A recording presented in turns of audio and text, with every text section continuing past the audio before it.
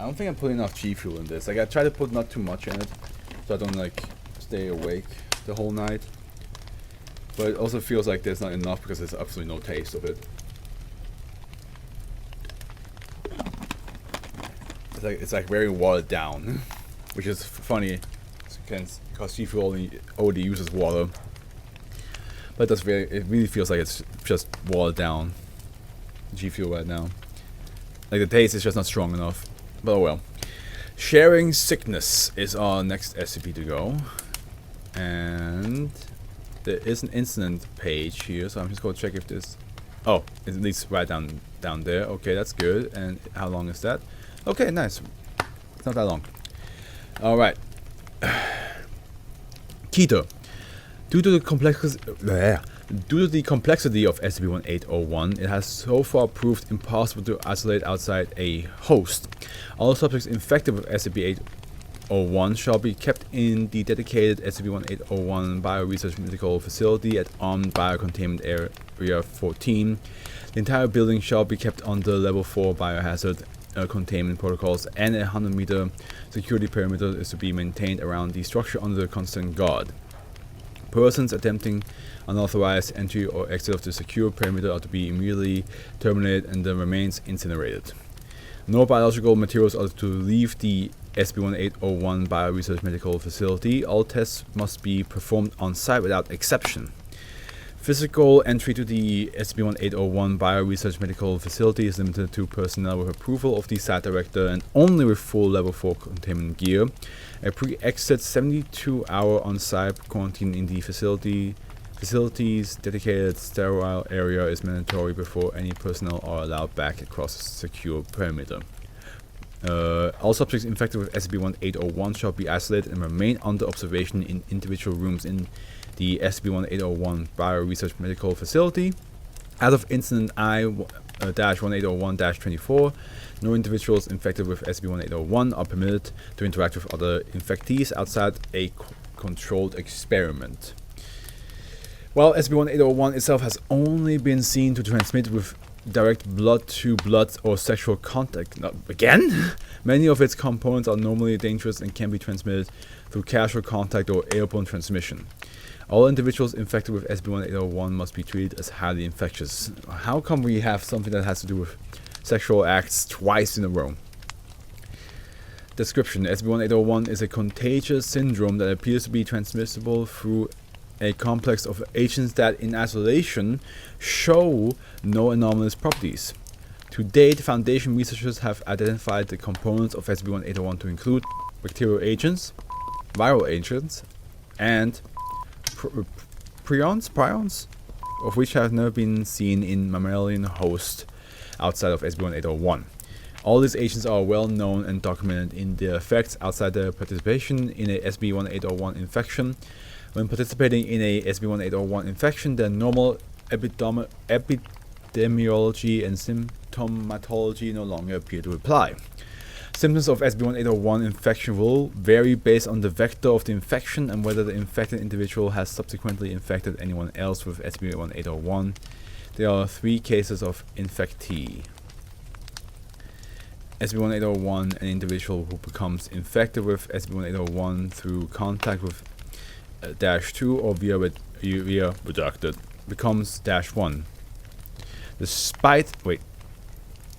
An individual who becomes infected with SCP-1801 through contact with -2 or via redacted becomes -1. I'm surprised that they become -1, not -2. Like, -2 exists before -1. That's a little bit odd. Becomes -1. Despite hosting several strains of bacteria and virus that normally lead to fatal infections, -1 will remain apparently healthy and asymptomatic until infecting another individual with SCP-1801. -2, an individual who becomes infected with SCP-1801 through contact with -1 or -3 will become -2.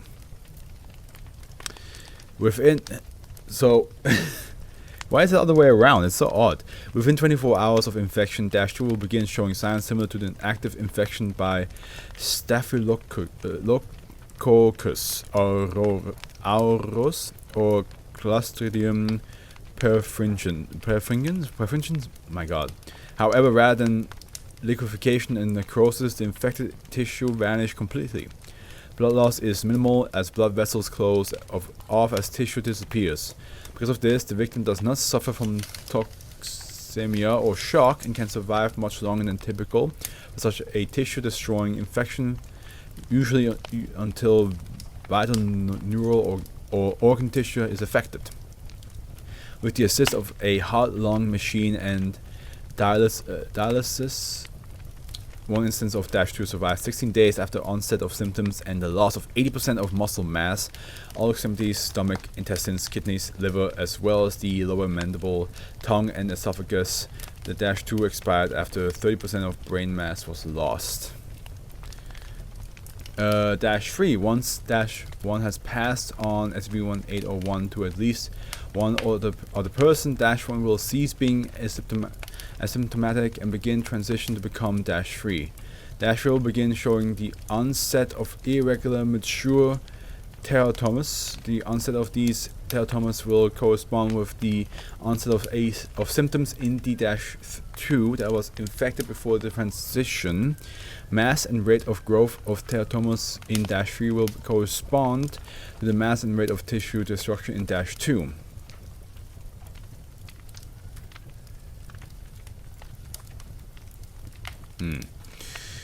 The rate of growth of tumors may accelerate if -3 infects new individuals with SCP-1801. In this instance, mass and rate of growth of teratomas in -3 will correspond to the collective mass and rate of tissue destruction in all instances of -2 so infected. Genetic tests on teratomas show genetic materials from -2 rather than -3. Despite this, no incidence of tissue rejection has been observed. Teratomas growing on -3 show a much higher incidence of complex organ development than is typical. In addition to eyes, teeth, and hair, there have been observed a complete kidney and a complete left hand, showing some independent movement, a tongue, reducted. While these growths appear random, they interlink with each other, and in advanced cases show a circulatory, endocrine, reducted systems parallel and independent of -3's original anatomy. -3 generally survives until tumor growth obstructs normal organ functioning. In 55% of cases, death is from asphyxiation due to airway blockage or lung collapse. In cases where all associated -2 have expired before -3's tumors have become life-threatening in size, tumor growth will cease and -3 may survive indefinitely before infecting a new -2 and tumor growth resumes. Addendum 1. Incident report regarding autopsy of instance of -3. Incident I -1801-24. Okay, here we go. This was a bit convoluted to read, I will be honest. Okay, document I-1801-24. Dr. C. Date 9/13/2000. Surgical Theater 12B, SCP-1801, Bioresearch Medical Facility, Area 14. Dr. C. was engaged in a routine post-mortem exam and dissection of a deceased -3. The subject had been the most advanced case of infection to date, with over 65% of its body mass composed of teratomas genetically linked to 7 separate individuals. The largest individual tumor was a 15-kilogram mass distending the abdomen on the left side. The following is a transcript of the data recording as Dr. C. retracted the layer of tissue above the tumor. Begin log 9/13/1330. I am now looking at an extremely large teratoma growing from the dorsal left of the abdominal cavity, displacing the liver. I see complex structures, skin, hair, an ear and eye, what might be a partial mouth. Sounds of crashing. Holy! At several deep breaths. Is this recording? A damn tumor blinked at me. More deep breaths. I'm going to flush the incision and move the camera closer. The teratoma is showing independent movement despite no vital signs at all in the host body. It is definitely looking at me. The partial mouth is moving as well. I don't believe this. It's trying to say something. Or indecipherable. No. I'm going to move the mic closer. I think it's responding to me. Others. Others. Others. Others. Other-3 must. What we have learned. What you have learned? 3. You are. What are we? Of our flesh. Dr. C continued attempts to communicate, but no further intelligible statements were recorded before the teratoma ceased activity. That is freaky deaky. A little bit of it is not a tumor. It is a mouth. Can you imagine? It is not a tumor. It is a mouth and it's an eye. It is my other face. It's like, okay, yeah, that makes it better.